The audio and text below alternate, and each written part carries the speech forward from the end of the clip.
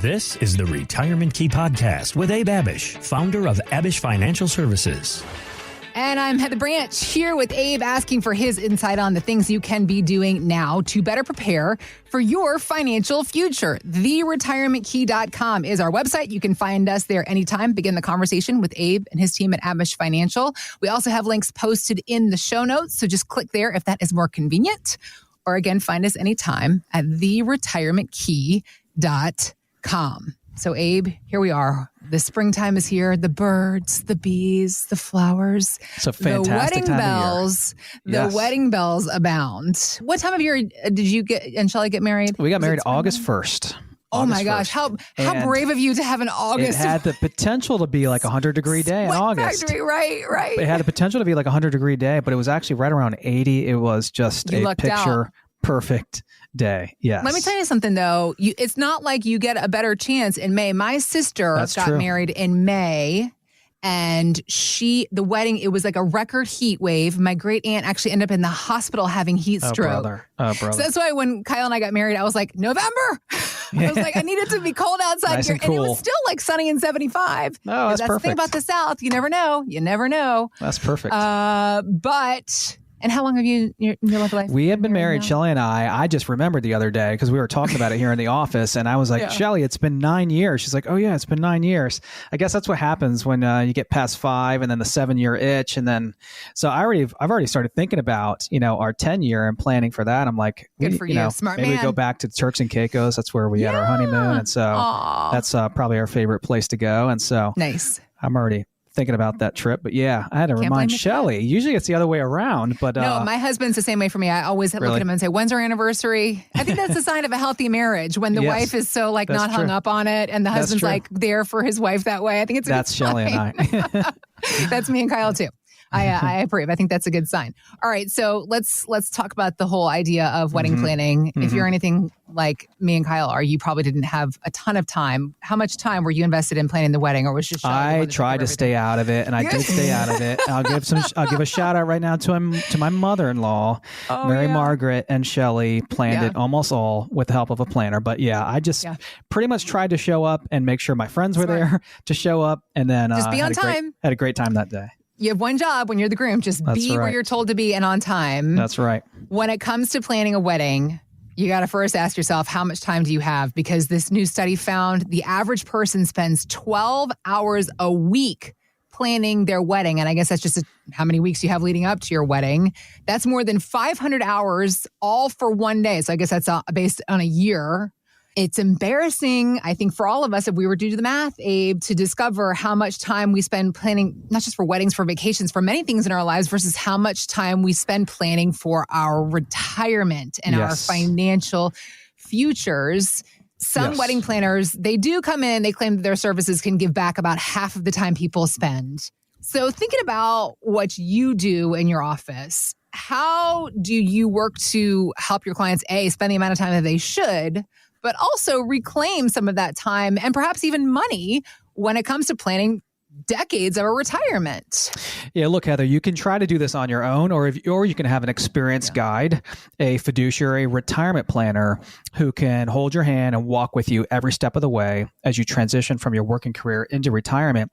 And for those of you that are already retired, helping you as well. Our firm pretty much only works with people 55 and older, getting close to retirement or already retired. This is a new phase. This is a new type of plan, or should be a new type of plan.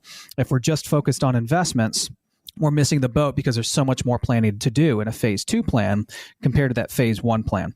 And we talk about the retirement mountain a lot, that accumulation phase, your working career, versus the decumulation phase and the income and distribution phase.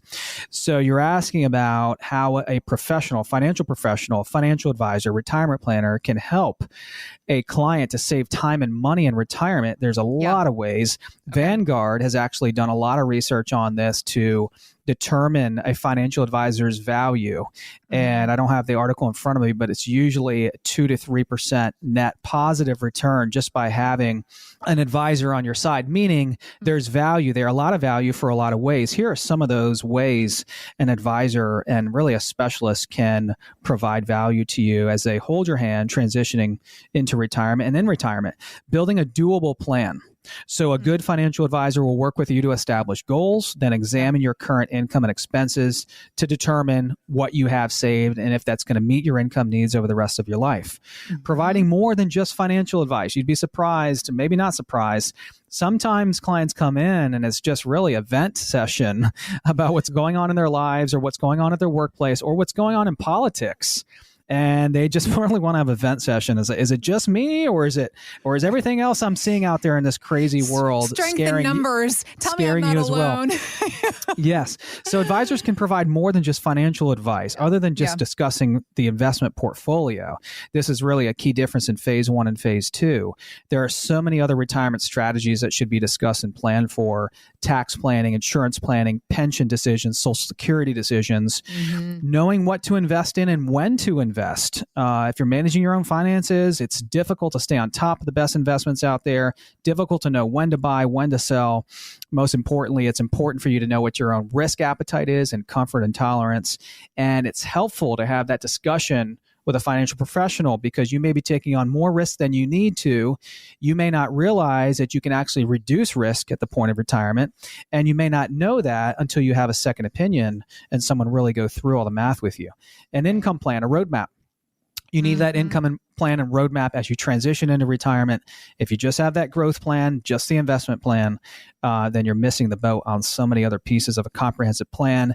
And finally, I will say, removing stress as much as possible from your retirement plan. It's impossible to stay on top of investment trends, the markets, and other factors that could influence investments. And so choosing a great retirement planner can help to relieve some of that stress. Look, we're in the middle of an election year. There's all kinds of stress that can happen during the middle of an election year and all kinds of emotion that arise. We want to remove that emotion and make good, logical decisions that are best for our finances. Right. So we just had a couple call in and then come into the show. They're in their mid-60s, $1.5 million saved. Manassas, Virginia is where they live. 6 on our risk scale. And they came in because they realized, Abe, I hear you talk about this all the time on the show. We have this money, just like so many other people do across the DC metro area, but we have no plan. We have no plan other than this bucket of money. We knew how to get here. We knew how to save it. We knew how to put it away. You know, the wife works for the government. She has a TSP, federal pension. She's getting the match. She's maxing out the TSP. They knew how to save a couple $1,000,000. No idea how to transition successfully into retirement. So what does that phase 2 plan offer this couple and so many other people in this area?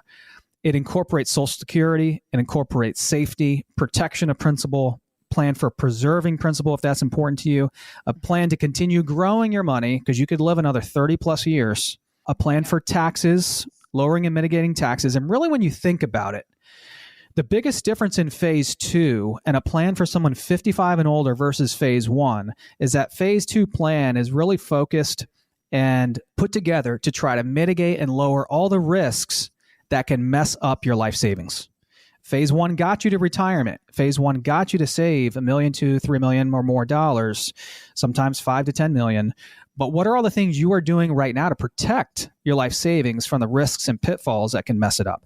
That's where Abish Financial comes in. That's how we're different than the majority of the industry who continues to just focus on investment and rate of return. So if you sound like this couple from Manassas, Virginia, and you're in your 60s, 50s, 70s, you've saved a couple $1 million, you don't have a phase 2 plan, you don't have everything we talk about on this radio show, go to theretirementkey.com, click on the Contact Us tab at the top of the page, and we can begin to have these same conversations about your retirement with you as well. We also have links posted in the show notes, so you can just click there and head to our website that way, or just visit us anytime at theretirementkey.com. All right, so things that we are worried about, current climate, not just about, how much time we spend planning, but how do we plan in the moment, in the now? The Federal Reserve is meeting again soon to talk about interest rates. While Wall Street has been clamoring for a cut, they are betting that one will not happen.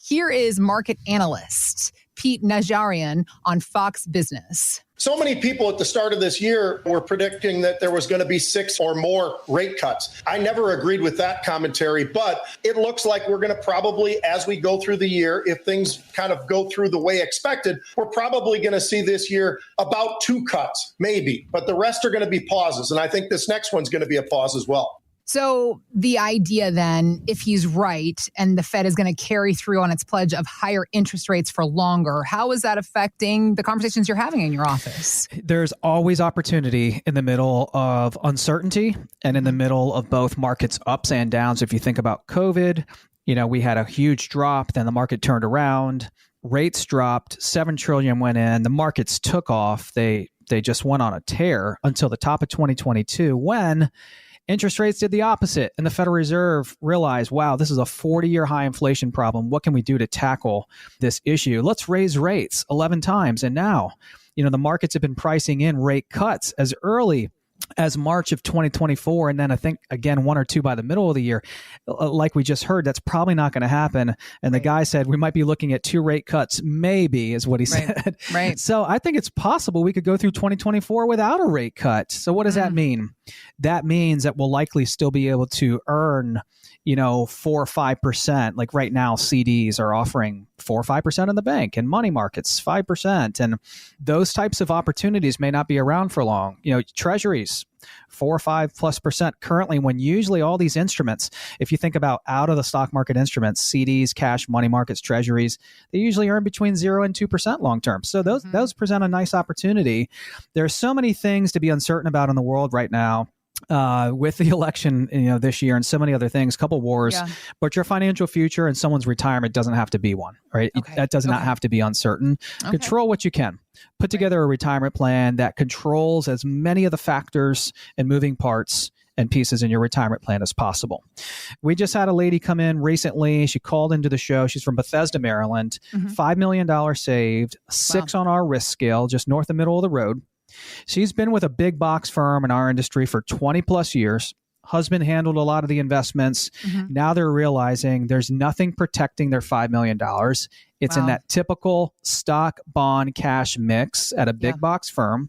She gets about 1 phone call per year on her investments, $5 million, paying, let's say, 1% in advisory fees, 1 phone call a year to see how they're doing. That's $50,000 in advisory fees. I was going to say, it sounds like a good job for that advisor. Yeah. And she's realizing, she's like, I've heard you on your show and I've been listening to your show, and I realize the differences now between phase 1 investment-based accumulation focused firms and how a retirement planning firm is different.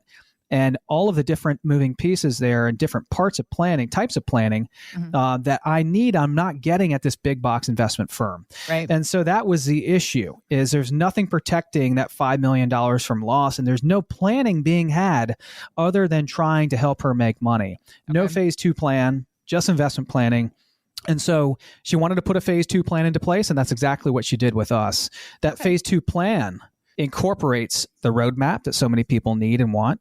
Tax planning, RMD planning, long-term care and healthcare planning, legacy planning, everything that really was not important to you in your life at 30, 40, and 50 years old. All these decisions have now come right to the front and center of your life and are extremely important and should be involved and incorporated in a great phase 2 retirement plan.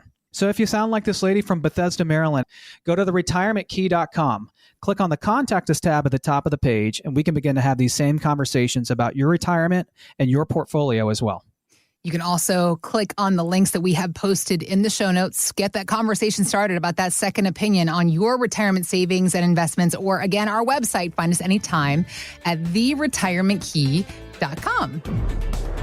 Thanks for listening to the Retirement Key Podcast with Abe Abish. To learn more about Abish Financial Services, visit theretirementkey.com and join Abe for his radio show, The Retirement Key, Saturdays at 8 a.m. and 2 p.m. and Sundays at 2 p.m. on WMAL. Investment advisory services offered through Abish Financial Wealth Management, LLC, number 310633, a registered investment advisor firm. Financial professionals are not licensed in all 50 states. To find out if Abraham Abish is licensed in your state, please call 571-577-9968. Abish Financial Services is not affiliated with nor endorsed by the Social Security Administration or any other government agency and does not provide legal or tax advice. Annuity guarantees rely solely on the financial strength and claims paying ability of the issuing insurance company. By contacting us, you may be provided with information about insurance and annuity products offered through Abish Financial Services, Inc., Virginia Insurance License number 127820.